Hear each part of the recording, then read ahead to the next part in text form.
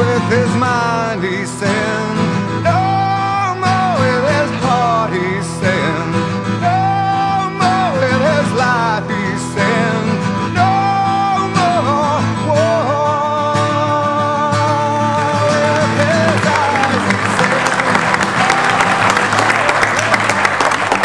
So we'll go ahead and get started with the Q&A. I just kind of us these 4 panel members here. So I just wanted to introduce myself first. My name is Mark I'm the president of the Colorado Springs chapter of IVAW. I was a military policeman, served in Iraq in Tikrit, Samara from March 2003 to March 2004. I came back, applied for conscientious objector, went through a 9-month battle with the military until they denied it. So I ended up going AWOL, returning to the Springs for a year and a half, went back to the military, served a 5-month prison sentence in Fort Sill, Oklahoma. Was released July 2007 and started going to school in August. So that's me. Just want a quick note before we start the Q&A. We have been doing a tower guard in Acacia Park behind Uncle Wilbur's fountain in front of the stage. We've been out there Friday, today, and if any of you at all want to come down and look at our wonderful splendor of a 10-foot tall scaffold, please come on down. We'll be there at 9 o'clock in the morning until we get tired. So please come on down and check it out. We could definitely use support the conversation. So, all right, let's go ahead and get started. Eli, if you can introduce yourself first. Again, I just want to thank everybody for coming out. This is a really important event. And I just came home, actually, from the Army. I just got out last month. So to come home and be here with these ladies and gentlemen here in IVAW is quite a nice welcome. My name's Eli Wright. I served 6.5 years in the Army. I enlisted in December 2001, 2002, I'm sorry. And I don't know, this is the first time I saw this film. It was kind of tough for me to watch. It was really tough for me to watch.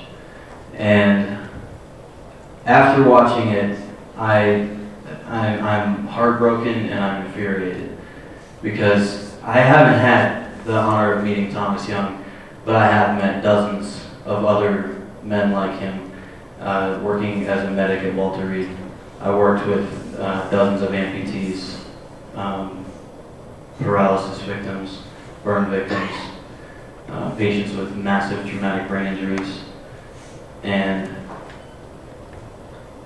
the experience of working there and seeing the failures of healthcare, the way that we have failed to take care of our veterans when they've sacrificed as much as Thomas and so many others have, it made me sick. And I was recently discharged. I was medically retired from the military with a 40% disability, and most of that was due to psychological injuries, both from my service in Iraq and working at Walter Reed. And this is an epidemic problem. I can't even fathom how we do this. What are we doing to ourselves? What are we doing to our country? Almost every one of those Congress people and senators up there betrayed me. They betrayed my brothers and sisters, and they betrayed every one of you when they voted yes for us to invade Iraq. That's a war we never should have taken place in. We never should have set foot in that country.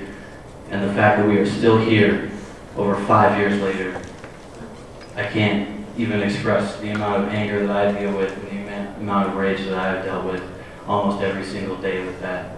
And so, if you walk out of here today and go back to your lives, and you forget that you saw this film, and you forget that you spoke with us, and you forget that this war is going on,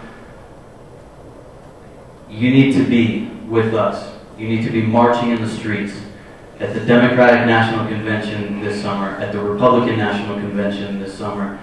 You need to be marching with us. You need to be raising your voices, and you need to be raising hell, because this has to be fixed. This has to stop. We do not need another story like Thomas Young. We don't need another story. We don't need, we shouldn't even have Iraq veterans against the war. And what's it going to be next? Iran veterans against the war? If we don't stop this shit right now, it's going to continue. We need to stop the cycle of violence. I'm begging you, every one of you, get out there with us. Step into the streets, raise your voices, and raise hell. We need to end this thing. We need to stop it. Thank you all for coming here.